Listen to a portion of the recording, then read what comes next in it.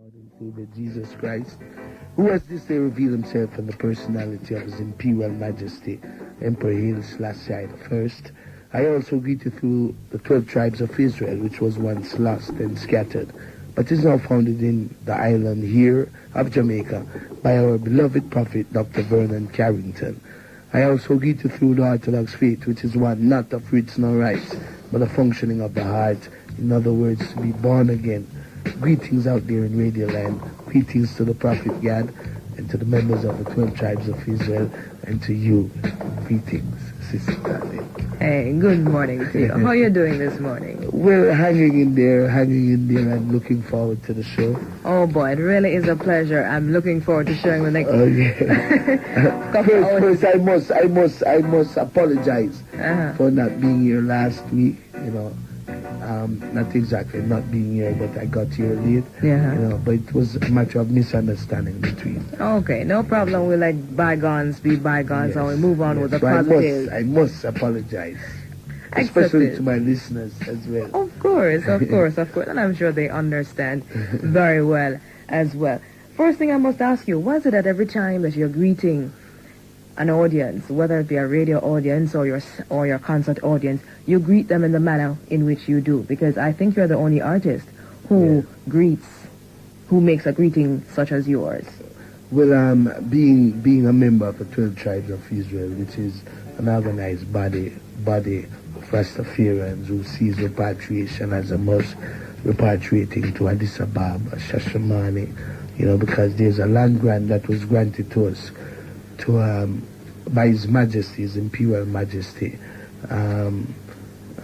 for all the people of the Western Hemisphere who sees repatriation as a must. Now this land is called, our place is called Shashamane, and I give thanks for that teaching from the Prophet God, who had enlightened me to that fact that there was a land grant that was given to me, or to us, by His Imperial Majesty, who is known as Baba Janai. Okay, so what you're saying to me, therefore, then, is that this greeting is an affirmation of the riches that you have been given or that you have inherited.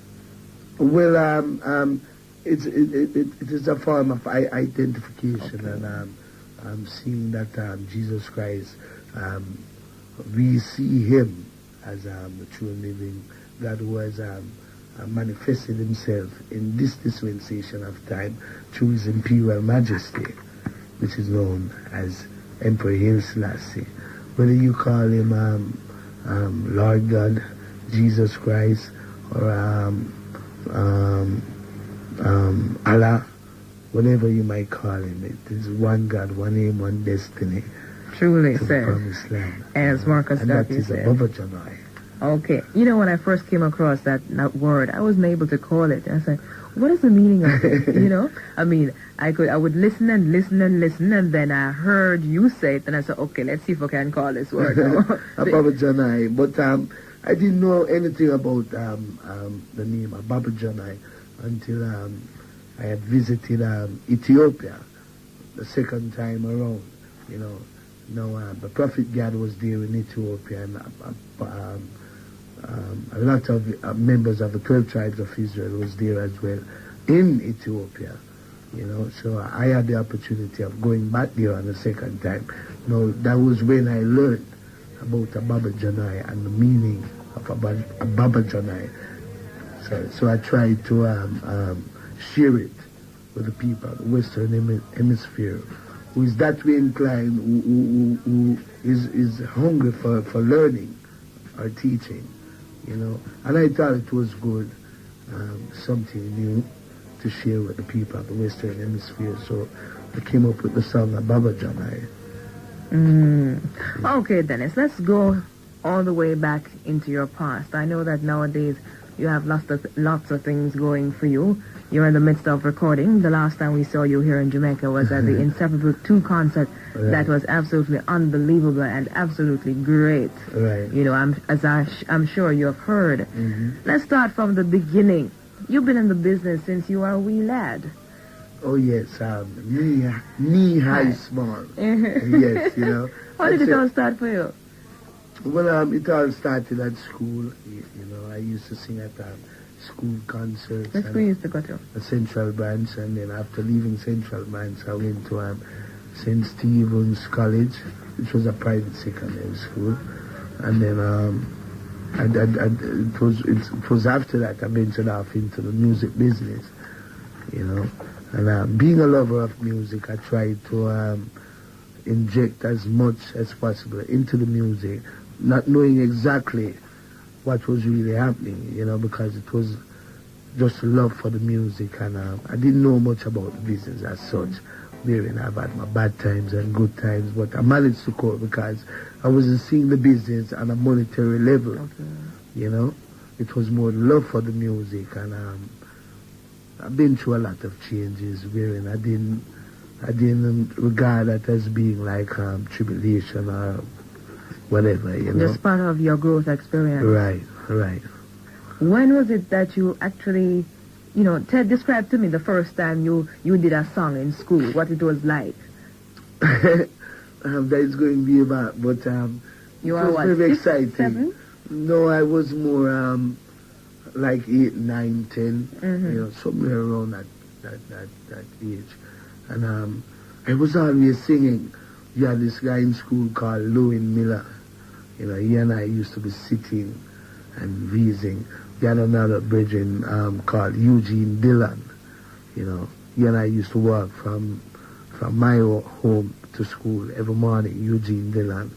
And you had Gary Barrows, you know, so it was like a little crew at school, you know, wherein all the girls would come and because we were very famous in school. I don't know why. I hope it's not too badness, you know. No, it was, well, you could call it mischievous. Okay, fine. You know, in one sense, you know, but we were loved by the girls, the teachers, and friends as well, you know. And I being a singer as well, you know, I loved to sing at that time, you know. It was something else, you know, and they had always wanted me to sing for them. So I used to sing like current songs that was happening at that time. We used to have songs with people like Errol Dunkley, Delroy Wilson, who he's like the teacher for me, Mr. Wilson, you know, because he has certain slurs, and he's one of the greatest singer ever to come out of Jamaica. I was inspired by him, his old styling, you know. This was long before people like Gregory Isaacs came on the scene, you know. But Gregory had inspired me as well, being a lyricist, because he's one of the greatest lyricists ever, you know. You know, Gregory could make a song just like that. But I was inspired by all these people, really. Alton Ellis, Ken Boone, Delroy Wilson, Ernest Wilson, Clarendonians, Paragons, the Jamaicans. At that time, Tommy Cowan used to be with the Jamaicans as well. You know, no, they were one of the popular group at the time in Jamaica.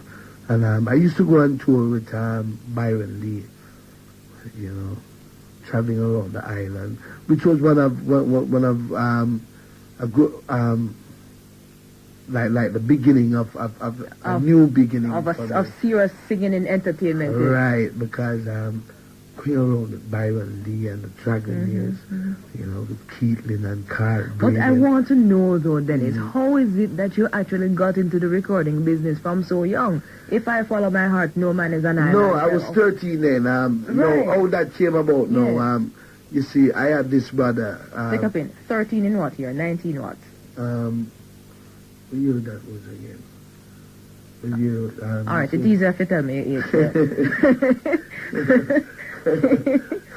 I'm 32 now. Okay, it good. was around 68, 69, somewhere there. Very. Because one of the main reasons I asked, because these people that you look up to in the music business, they have been around a long time, and we associate you, Dennis, with being around in the music business for so long. So no, now I was just a kid then. I was just a kid then. This was 68, 69, 70, around about that time. Okay. Right? And I can remember while going on tour with I call it tour, traveling around with Byron Lee and the Dragonaires. At that time, traveling around the island, doing shows with people like Fabulous Flames, the Paragons, Bob Andy. You know, it was a privilege for me. You know, I felt special that time, and knowing that and having that exposure and being so close to these exposed artists, I just kept on singing, and I'd always wanted to keep singing. You know. So. Let's go back to you at 13 years old, how you started in the recording. Okay. Did somebody? That's fine. did somebody come up and discover you? Did you make advances to producers and so on? Saying, no, not how it come about? I was more fortunate. You know, I was a bit fortunate there because my brother, who was a comedian at the time, playing in radio serial shows. There was this show called Life in Hopeful Village. You know, my father used to play the part as elder, and my brother would play the part as man. Now, occasionally he would be doing like one-off dates with various bands, traveling at certain nightclubs. Now, I had the opportunity of going out with him one night. You know, like I was 12 then. You know. Doing Nuggets for Need and so forth, right? So I was a bit exposed to the nightlife, a bit, right? Still attending school, you know, but it was one weekend now. My brother was doing this show. I can't remember exactly where it was, you know. I went on, he had asked me to come along with him because he was doing the show, and the band that was playing was a band called the Falcons.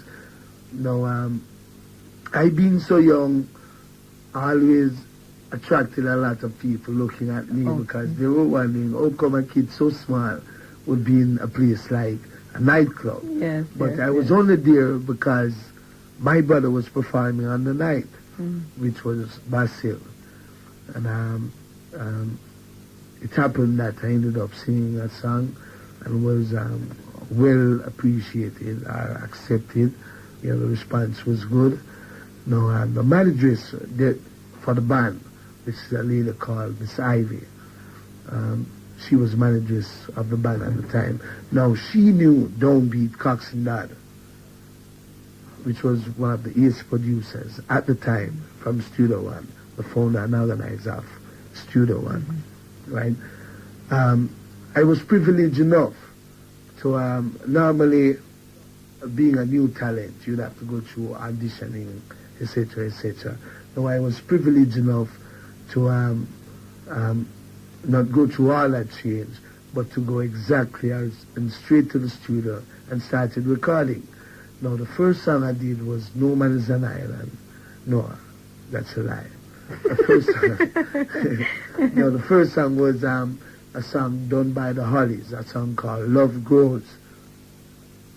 And this comedian guy called Lord Stupid, he wrote a song called I've Got to Go. I've Got to Go. And then I sang that, and then somehow Derek Harriott had given me this song called No Man is an Island, which was done by Curtis Mayfield at the time. I was supposed to record that song for Derek Harriott because he was the one who came up with the idea of me recording the song. I was introduced to Derek Harriott, by the way, through Byron Lee, because so much things was happening in the camp of Byron Lee that maybe he didn't have enough time to spend and dedicate to me. So he had turned me on to Derek Harriott, which Derek Harriott started treating me real good and ushering me and so forth, and so, teaching me a few things. Being around him, you can learn a lot of things, So it was, after learning this song now, I was studying this song for like a couple of weeks, and each time Derek was going to the studio, it's like he was always recording someone else, and I never had a chance of recording the song for him. So I got this opportunity now, meeting Cox and Dad. He enjoyed the first songs, so he had asked me to record some more. So recording some more songs now, No Man is an Island had come in that batch of songs. So I recorded it, which Derek was a bit upset, as you would understand. Yes. He ended up singing the song in the same manner that Curtis Mayfield sang the song. But I did it in my own style, which I didn't even realize that was what you call doing it your own way. You know? So it's from that time you would say that you start to develop your own unique style. Yes, you could say that, you know, because at first I used to try and sing like Delroy Wilson, and sometimes Alton Ellis, sometimes even Ken Boone or John Holt, you know, because they were happening at the time, you know. And listening to all these great artists, I think I developed a style of my own, you know, that one could say that, oh yes, this is Dennis Brown style. Without a doubt. Right, Okay. right. So how would you describe touring in Jamaica at your young age with Byron Lee and the Dragonaires? Well, it was a new experience and very fascinating, you know, because... In what way? In what way? Because I've never been exposed to that lifestyle, because being an artist or an entertainer, it's very much different from like someone going to a 9-to-5 job, you know. You always come across meeting some various types of people, you know. And to me, then, it was like a new experience, but very, very fun-loving, you know, if I may say so. What are some of the things you learned at that early stage in your singing career? Well, first, I could say that in those days I learned that the musicians used to have a lot of respect for each other.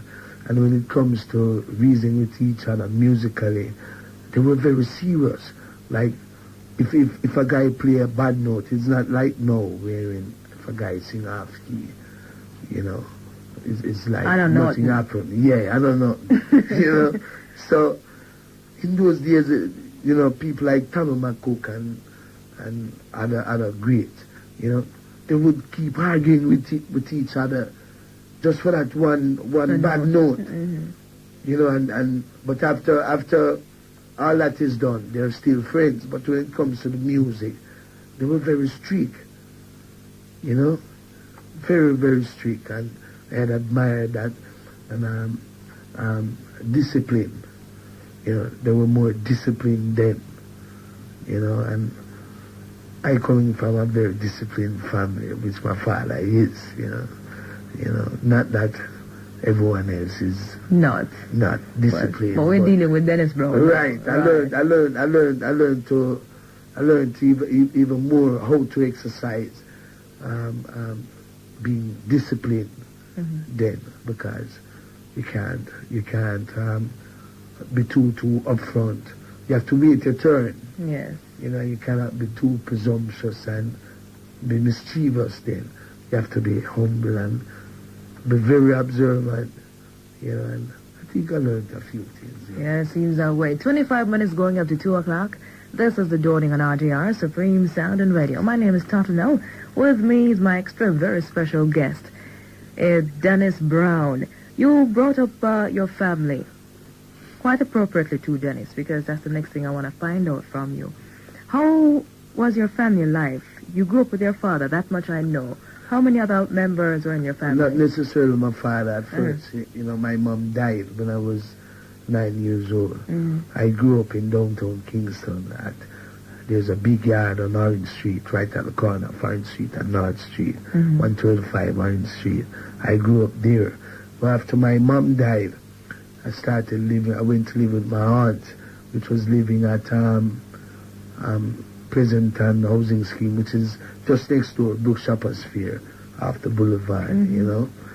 I was still attending school, but I would not leave downtown, you know, because sometimes they used to get on my kids and be saying, like, but he won't leave downtown and come home after school and study and so forth. But I don't know why, you know, I kept going back there, because that was my roots, you know. I felt like leaving them is like I was losing something. A part of yourself. Right.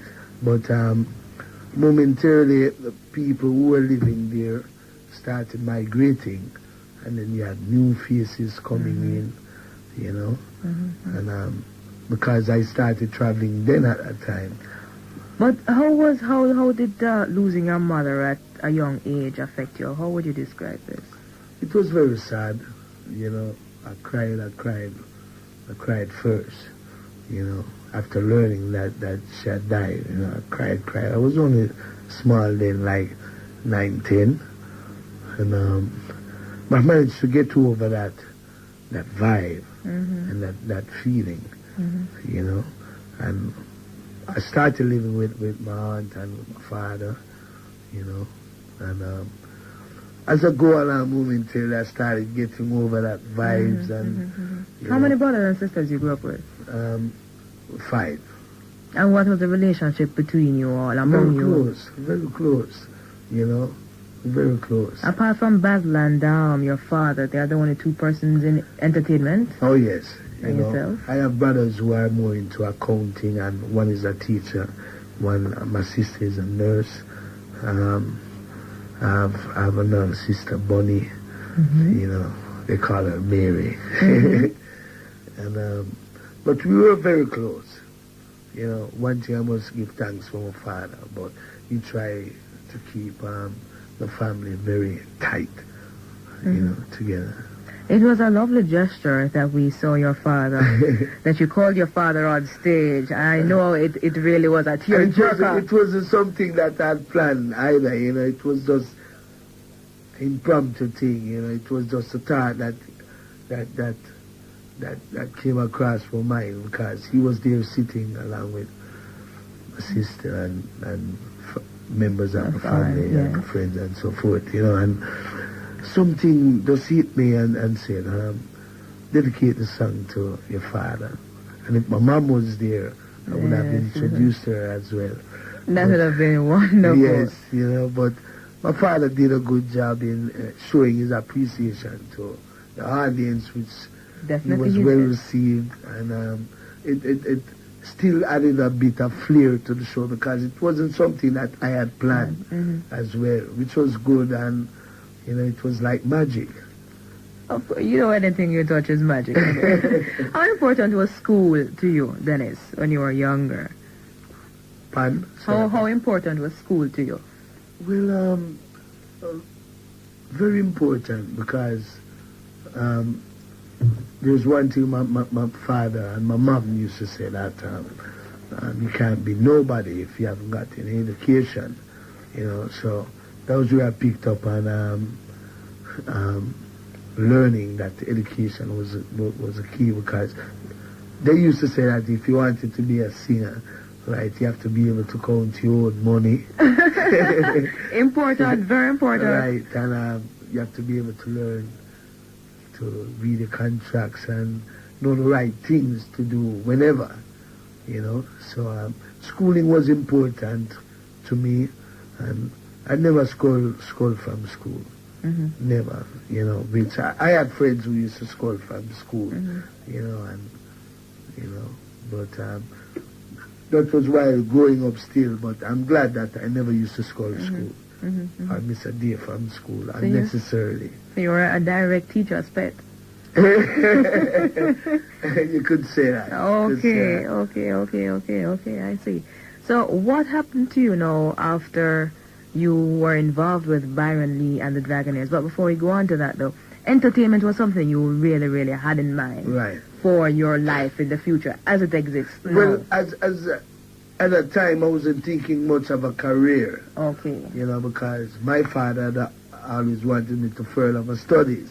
You know, because my father never thought I'd done well in school. You know, not saying that I wasn't able to read and write and to do necessary work, but he thought that I had potential to go further. you know. So he was a bit upset when I didn't follow his wishes. Right, Yes, you know. But doing the music and getting more established and recognized, I think he kind of toned down a bit and learned to appreciate me as I am, you know. But he was more for schooling. You know, he wanted me to further my studies more, but I was so much into the music, you know. That boy. I just saw. We're glad to have you in the music business, nonetheless. So after Byron Lee and the Dragonaires, where did you move on to? Like I said, I was with the Falcons band. At that time, I started learning to play the drums, you know, because there were certain times when there wasn't a drummer. You know, the drummer couldn't make it. You know, I would play the drum and I would MC and be singing at the same time. But not the same thing, you come doing interview. Well, I didn't even realize that, you know, but look at that. Being at the tender years of 13, 14, 15, you know, I learned to play the drums, you know, and to be able to hold a tempo, playing in a band, playing drums and the MC at the same time, like introducing the songs and singing the harmony and the playing at the same time. You know, I think I was fortunate. A lot of concentration. Yes. Who were the other members of the Falcon band? You had this guy Noel Brown from the Chosen Few. He used to be like the ace singer for the band, the main artist for the band, resident vocalist. And at that time, they had this girl called Cynthia Richards, you know. And the band went through a few changes where they started changing band members, but the vibes was always there. About what year was this? This was about 70, 71, 72, you know. And the vibes are always there, irrespective of the amount of changes it went through. Right. And I was always coming across the established people, so it's like when I saw these things happening, you know, like I started feeling good, you know, because like I was meeting these people, I was excited, ecstatic, you could say, right? And I feel special, and it's like I was getting somewhere, you know, people would accept me as a boy wonder and so forth. So it was all it happened. It was a very rewarding experience for you. Now after you were with the Falcons, Dennis, and band went through changes, this is where you learned to have even deeper concentration, playing the drums and singing and MCing.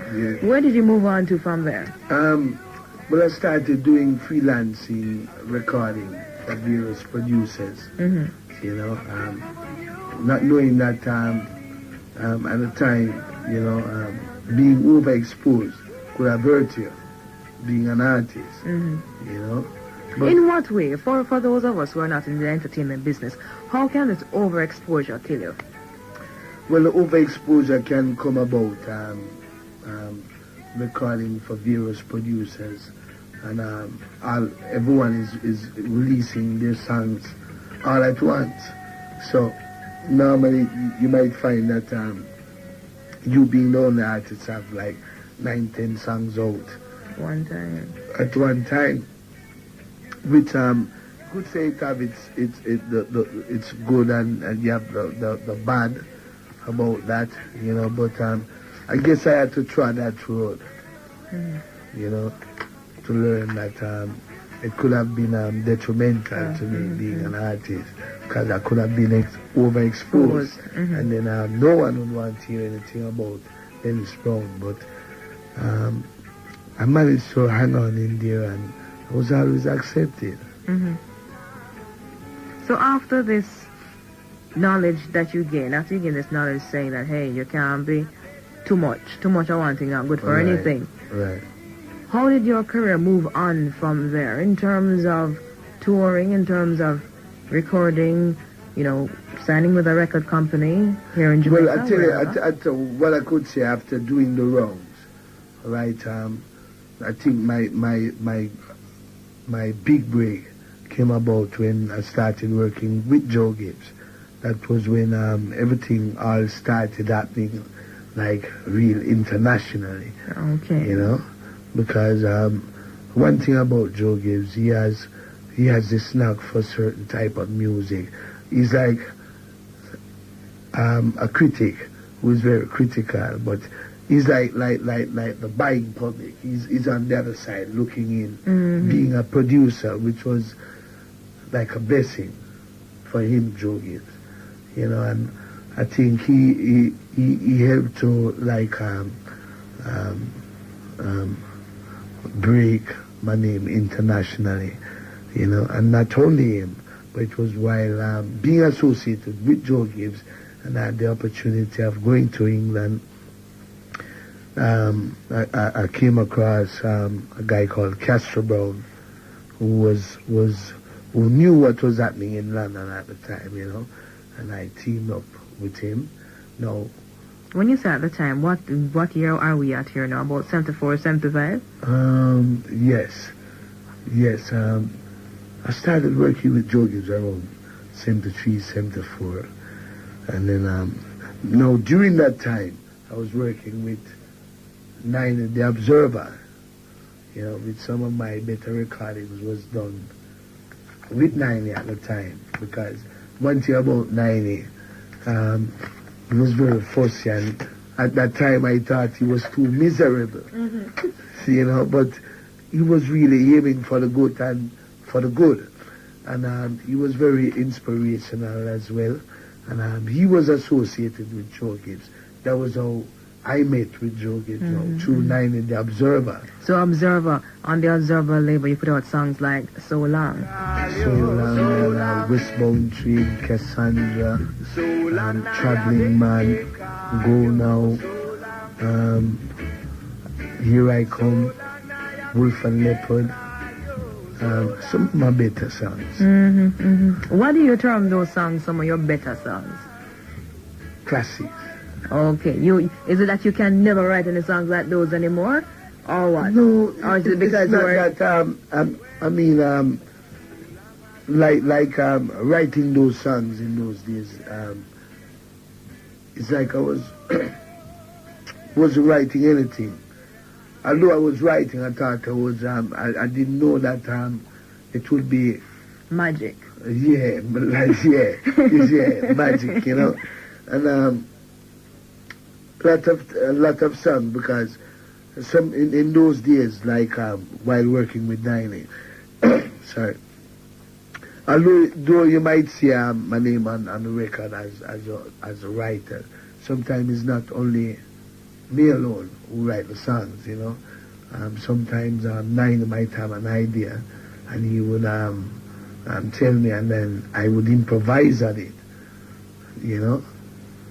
like Here I Come with Love and Not Hatred, Surely Goodness and Mercy Shall Follow Me All the Days of My Life. That was Nine's idea, and Nine was more spiritual, wherein I was taking time to learn the spiritual part of life in general, and in dealing with the music. Was it at this time that you became a member of the 12th tribe? Yes, you could say that. What encouraged you into this faith? It wasn't until I went to England, that was the first time I saw black and white really living together on a close level, a close-knit level. And one thing I had observed was that he had different nations living their culture. Now, it was only we as black people, if I may say so, right, who was living in a culture we were always against each other. And then at that time, Bob Marley was happening then, you know, and holding the flag of Rastafari, flying it high, you know, bearing it. Was in those days it was very tight and hard for Rastas to go through, but Bob kept hanging in there and realizing this fact that it was only us who weren't living our culture. I felt it right that I should at least even set an example to try and live the culture or hold the faith or carry the faith, you know, in such a manner that one day soon one could recognize that, yes, there are some people from Jamaica who are really living the culture, because every nation, whether it be a Greek or a Pakistan or a Jew or a Norwegian, or you might come a German or a Swedish, each nation or each country, they live their culture. So why can't we live ours? So when you started to Luxu here and all that, what sort of reaction did you get? Mixed reactions, you know. I had mixed reactions wherein I'm coming from a family which was one, you know, I had a lot of bad time and hard tasks with them, you know, but they managed to understand, because they thought that I being a Rasta, I would always be in trouble, going to jail and, you know, etc., etc. But it was something different, because I was more referring to them as Bible, that sometimes they would say, go on, boy, what you know about the Bible? You know, stop talking foolishness, man. You know, so it was while attending a meeting of the 12 tribes of Israel, which was happening over in Independence City.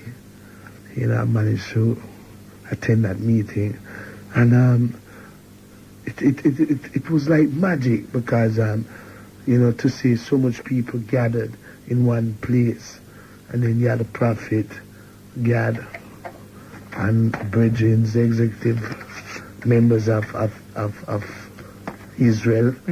You know, they were there, and you have all types of people, you know, and I just felt called there, you know, and I wanted to learn. I was searching then, you know, and that was how I became a part of the 12 tribe of Israel, which a lot of things I didn't know about, like colors and month you're from, etc., etc. What month are you from? What is Well, I'm from the tribe of Joseph. Okay. You know, and all these things I learned through the 12 tribes of Israel. At least I learned how to differentiate different tendencies, you know. In people's personalities and characters. Right.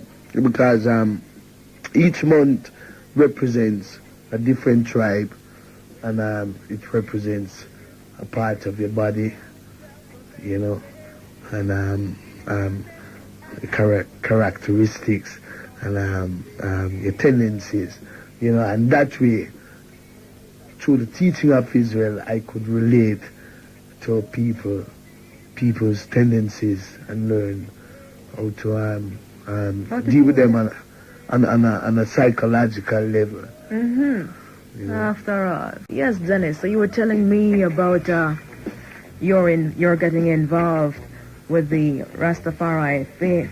How has this assisted you in terms of your music? A great deal, you know, because for one, I've learned not to be presumptuous and be a lover of myself, and I've learned to understand my true being, who I am, and my real purpose for living. You know, thanks to the Prophet God. You know. Going back to England, the first time you made it to England and you met up with this Castro Brown. Yeah. After your big break with Joe Gibbs. What was your experience there like, being in England for the first time? You went there solo by yourself? Yeah, at that time, I did meet up with Castro on my very first trip. Okay. You know, at that time, I went with the Skin, Flesh and Bones. He had this band called Skin, Flesh and Bones. Remember name? Right. Right. With Sly Dunbar and Ranchi McLean or something like that. You know, which was one of the better band, the resident band at the club, Tit for Tat. Which I used to be a member of as well. Right. As a matter of fact, last week I played about 3 selections that they had recorded live for you at the Tit for Tat club, was it? Or the Well, the first impression I had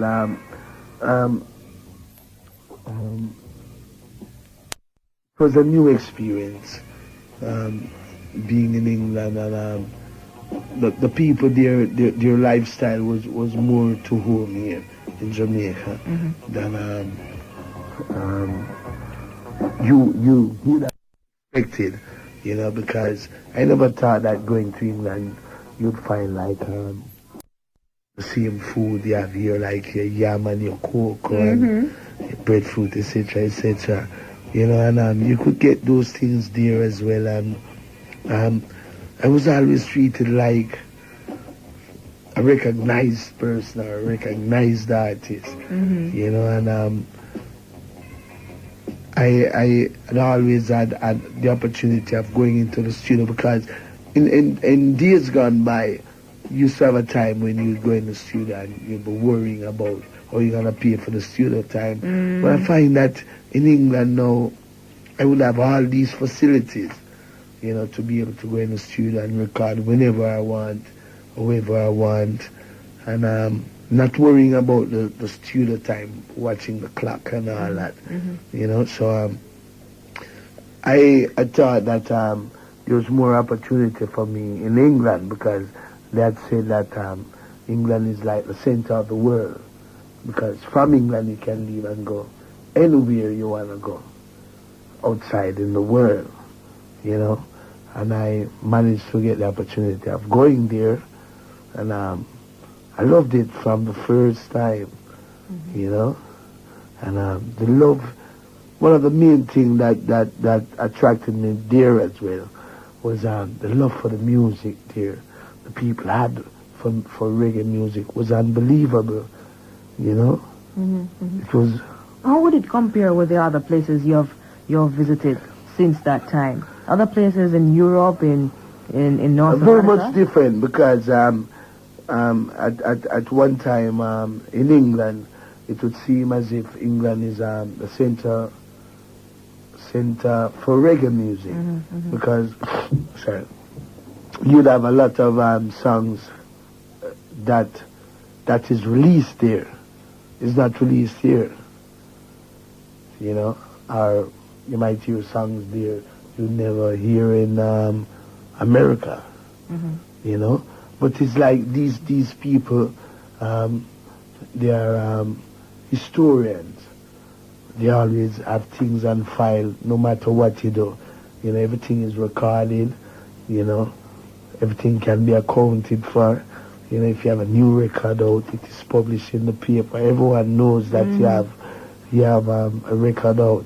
You know, the record would get reviewed, etc. And it was always nice things. And it's very business-like and very busy, very formal. And you feel as if you're going somewhere. Definitely. Which was good for me. You know, it was a new beginning for me, and I don't know, I survived it. Although you have had other artists who have gone to England, and then after a while, you know, you're nothing more about them, you know.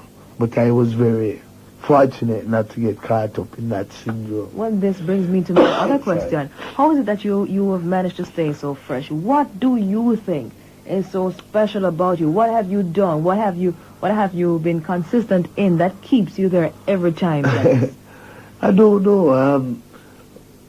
I don't know. Maybe it was a love for always coming back to Jamaica. Is looking to come back to Jamaica to be a part of what is happening here rather than being out there, because here's where everything all starts, whether it be whatever craze starts here. If you're not happening here in Jamaica, then you're not happening overseas. Yes. So here is like the grassroots. If you can't please the people here, then you'll never please anyone outside in the world. You have to break your home ground first. Definitely. Which brings me again to the question: how is it that you've managed to hold your own continuously and consistently throughout all the changes we have had in Jamaican music? For we have been through all kinds of dancehall DJ crazes. You've managed to hold your own from then till now, without necessarily going the path of the DJs at the time. Right. Well, you see, I think it boils down to my flair for music. The flair I have for music is very different from, unlike many artists. Because sometimes the songs that I would listen to, normally people would never listen to them. But I think one of the things that helped me a great deal is being with a road band, singing all types of music. Explain to me what you mean by being with a road band. Being with a road band now is like a band who is on the road, like even the Rhythm Kings. It is not a resident band. You have a resident band which is different from a band that is on the road. Byron and the Dragonaires, you would call a road band, and they have their resident vocalists, right? Like, unlike someone who would be at the ruins and they play there 7 nights a week. Okay. That's the difference. Being a road band now, tonight you might be in Ocho Rios, and then the next tomorrow night Port Antonio, in Port Antonio, etc. But not occasionally you would find like you would be playing like during the week, but you'd only play during the week, like on Wednesday nights or Thursday, Friday, Saturday on the North Coast, which was what we were doing occasionally. There were times when we had to play on the North Coast at whether it be the Rexo Club or Club Maracas, which is all tourist areas, right? Entertainment tourists, and then you'd have the floor show. So after singing all night on the bandstand, here comes the floor show now, wherein you have to sing another set of songs. Okay. And then after that, now you still go back and do another set of songs. So what it calls for, Dennis, is a certain level of versatility for you. Oh yes, because you have to sing from calypso to jazz. I'd love to hear you singing calypso. There are songs that that was happening. I can't remember exactly some of the songs but there were times when I would sing a calypso song. Boy, I'm gonna love to hear you sing a calypso. And not only a calypso, but like you'd have to sing a jazz or soul or a pop or R&B or no, that's very interesting. Whatever, Very interesting. I think that had helped me to appreciate all type of music and adapt accordingly to the changes in the Jamaican music as the years roll by. But one thing with Jamaicans, I think, I am happy to say this, that in our country here, we have some of the best musicians, because in Jamaica, here, right, in Jamaica, we are the only set of people who have our own music and can play anything else. Yes. From overseas. Anything, and play just as good as they are playing it. While they have problem in trying to play our music, which is very special. Yes. So we are special, Jamaicans. Better believe, because I have one of the things I had in mind to ask you about, what you really think of us Jamaicans, and I tell you, you have answered it as far as the music business is concerned. How do you sit down to pen your songs, Dennis? How you come up with all these words? How you do it? I don't know. I think it's a matter of learning. Trying. Writing lyrics is more a form of composition writing. You know, when you were going to school, you'd have composition time when you'd have to write compositions, etc., etc. In that way, while you were learning to write songs, you have to be able to spell as well. You know, and learn how to put your words in place. You know, and that was one of my favorite subjects at school, composition writing. Okay. So I think that had helped me to write all these various songs.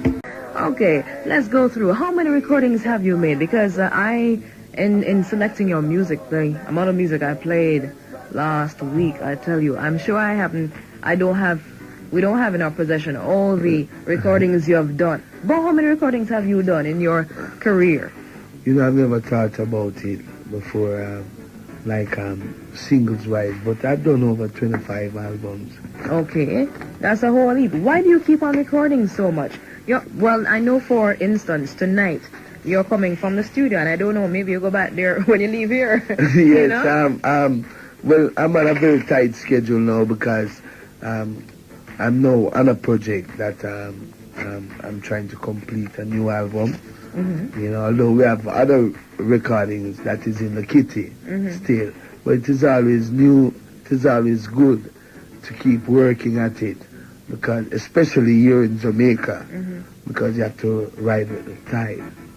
Because, I mean, we just got your latest album, Good Vibrations. Good Vibrations, right. You know, and I mean, every time I turn around, bam, new album from Dennis Brown. Okay. How is it that you seem to do quite a number of duets from the time with working out with Daima? How are you used to this, singing with other artists? I think it's a privilege, you know, especially when you're working with someone that you have high regards for in the industry.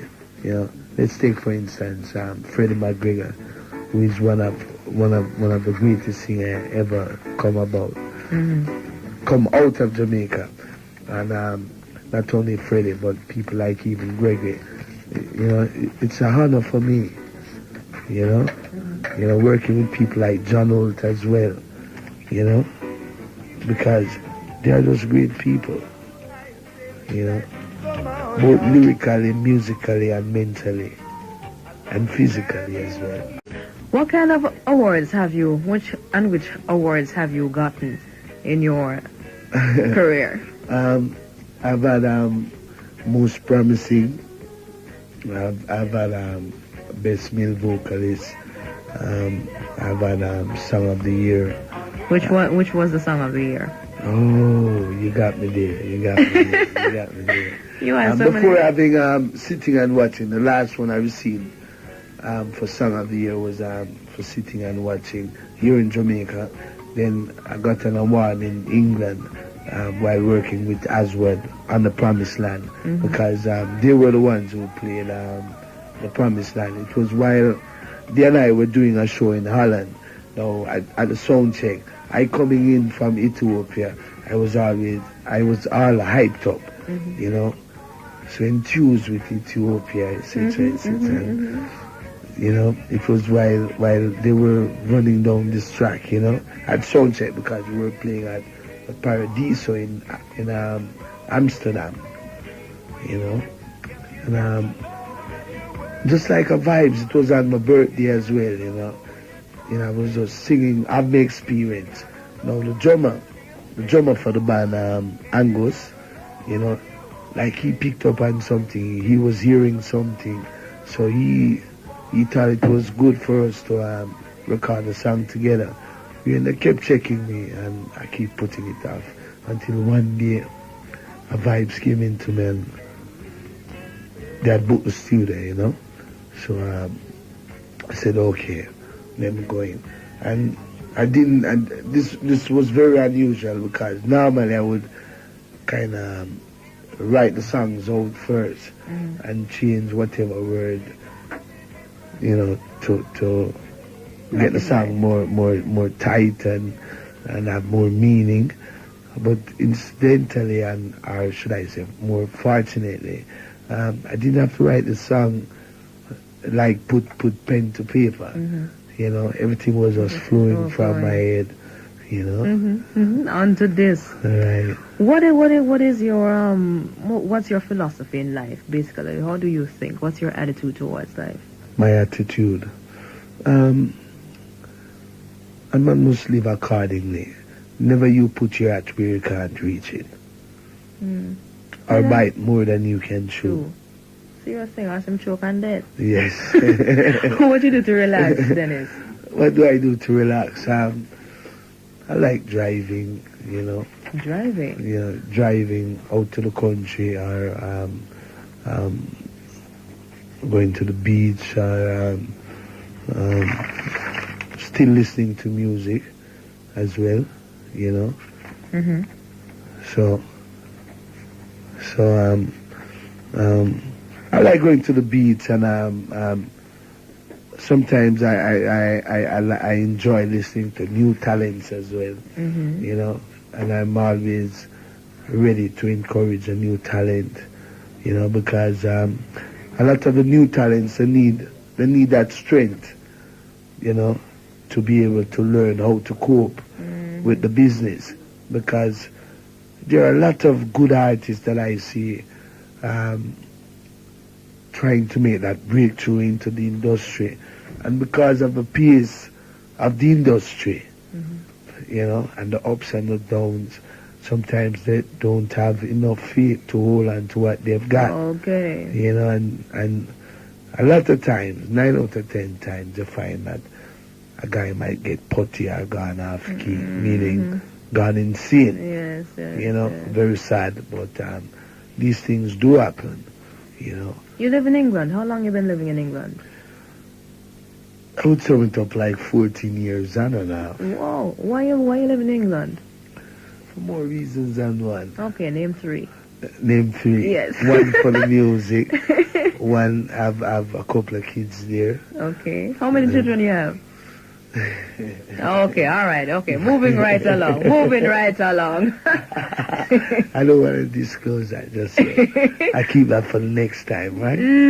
Yes. But I have Daniel, Dina, Jason,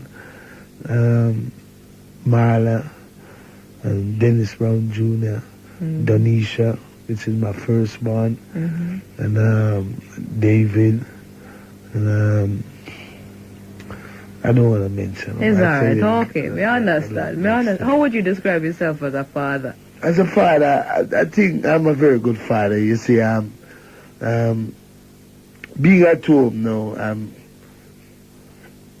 I try and sometimes, you know, I could say I'm a bit of a show-off sometimes, you know, because I have no exercising the things that my parents used to pass on me, like I pass it on down to the kids, like pressuring them sometimes, and be not really pressuring them as such physically, but I try and be a stern father, because I think you can get better results being a stern father, not too pressuring as such, but give them a little room still to maneuver, but I still try and be a kind of stern.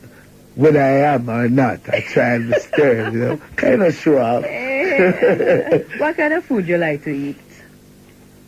Food?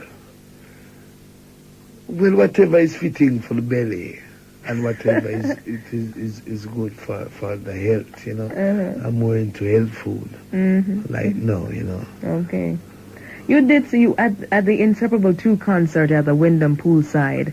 You didn't get the opportunity to introduce to us your backup vocalist, so I'm giving you this opportunity now, as they are here in studio with us. Right. Well, first, I should say that originally there was 2 ladies being a part of the backup vocals. Right. We have Black Steel, who he was born in England. Come, Black Steel, come and say good night to Jamaica, please. Let's hear your voice as you talk. Hey, Asha, I'm saying get shy. But no, I don't think. Black Steel. Yeah, he's very shy, you know, he's very shy.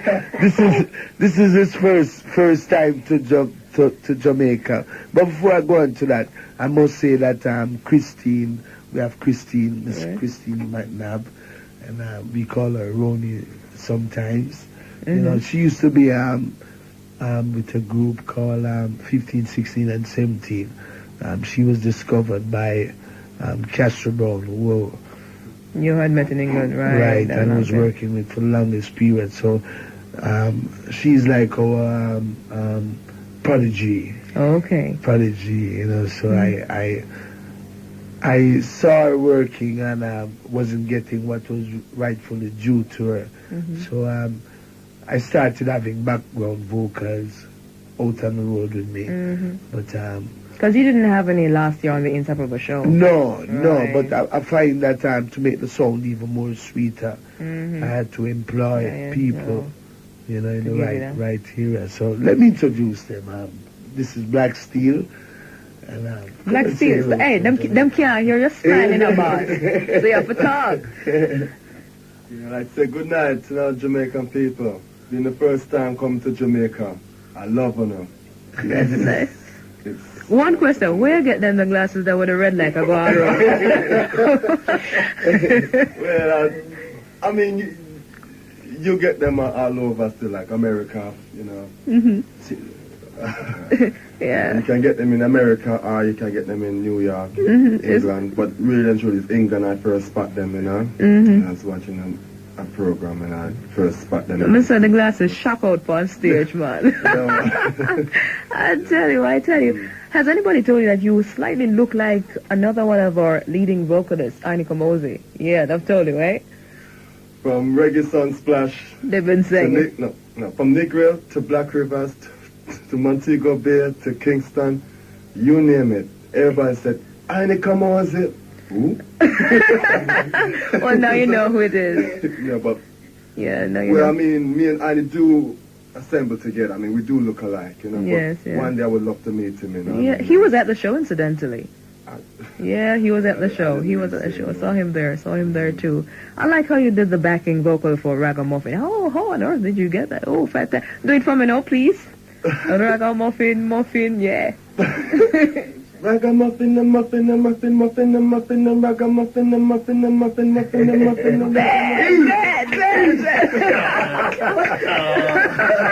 Nice, great work. We were very, very pleased. I could feel the pleasure in the audience really reaching out to the backing vocalists. Vocalists, right. We tend to think that backup vocalist is just some set of people you just throw on for just hold a tune behind you, when in fact it's a very, very serious job, eh?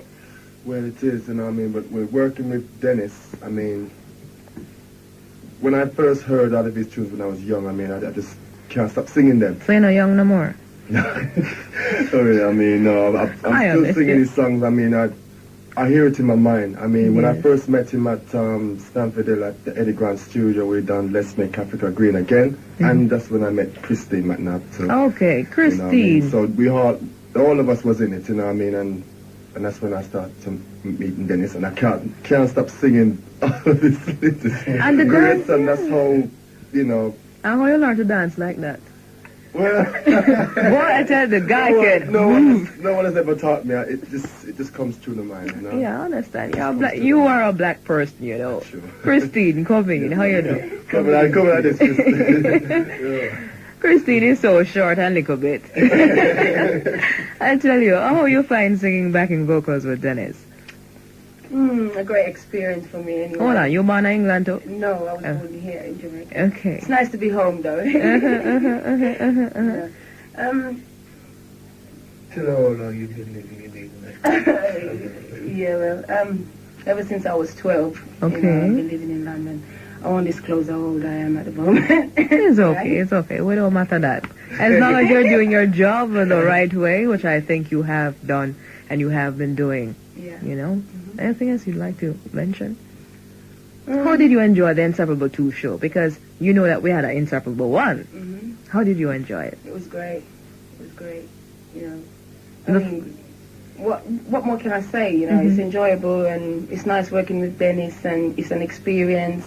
And I hope that we'll always be around with him, like always. Right. And you were working out with him on Sunsplash this year as well. Yeah, I mean, it's not new to me working with Dennis because I've worked with Dennis since I was 16 years old.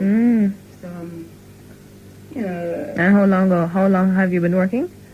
About 12 years. 12 years. Probably about 15 years because I started here. Okay. Since I was 9 years old. And how long you been working with Dennis? About 12 years. So 12 and 16 is how much? Get your age. Got your age, girl. My age, please. Got your age. 67615-62178-68631. Yes, Jamaica. Your time. Come, have a rap with Dennis. He's right here. And, you see, if you want to talk to the man, this is your invitation to do so. Yes, we're not taking any musical requests, though. You had all your requests fulfilled last Tuesday night. So I want to say thank you and all the best to you, Christine and Black Steel with Dennis Brown. Going to the telephone line, 68631. Hello, first caller for the morning. Good morning. Good morning. How are you? I'm very well, thank you. I don't really have much I want to ask Dennis. I just want to hail up the king of reggae. Actually, I want to ask him, how does it feel when his own Jamaican people have crowned him king of reggae? Dennis? Oh, well, not too bad, Miss Fee. And nice of you to call early in the morning. But I must say that I'm learning how to appreciate such a gesture, if I may say so. Wonderful. Well, keep up the good work. I'm trying to. And Jamaican people love you. All right, just pray for me. Give thanks. Love. All right. Thank you for calling. Have a good morning. 6178. Good morning. Hello. Hello. Good morning. Hello. Good morning. Hi. How you doing? Dennis. Yes. Go right ahead. Hi, Dennis. Yes, Baba Tanoi. Yeah. Good. I'm speaking. Yes. I enjoy the music and discussion. But, Yes. Give thanks. And you understand everything I've been saying? Yeah. That is good. Well, let's keep enjoying the music and hope I'll be able to make lots more. Let's keep up the good work, Will do. Good work and the good lyrics. And, Will do. Bring the youth them, you know what I mean? Will do. All right. Papa Janai. All right, take care, Thanks Love. for calling. Bye-bye. All right, cool. 67615. Hello, good morning. Hello, good morning. I'd like to talk to Dennis Brown. Go right ahead. He's listening. Good morning, Mr. Brown. Yeah, good morning, I my want to say sister. congratulations on your good show. It was very good. It was Oh, you were there? It was on seeing a stage show. And I must say, as long as you're performing, I'll always be there. Oh, I thank you a great deal. Yes, and I'm enjoying the interview so far. So far, so good. Yes, I like your attitude. You're an Aquarian, right? Oh, you make me blush. Yes, I am. You're an Aquarian, right? Yes. So am I. Yes? Yes. Very nice person. And one thing I'd like to do, I'd like to meet you. I'd like very much to meet you. Well, one day out of the 7 or the 365 days. Pardon? One day out of the 365 days or one day out of the 7 that make a week. Do you have any more shows? In Christmas. Not right now, in Christmas. Hopefully we should be start touring sometime this month, like later on down this month, starting from the 28th of November. We should be going through Europe before going on to Africa as well. Yeah, you sing some very inspirational songs. I really enjoy your music. I'm glad. And I'm going to start doing my collection of all your albums. Okay, you try and get all of them. Yes. Okay. All right. And congratulations also to your backup singers. Give thanks. Yeah. Give okay thanks. then. Thank you very much. Bye. Papa Janai.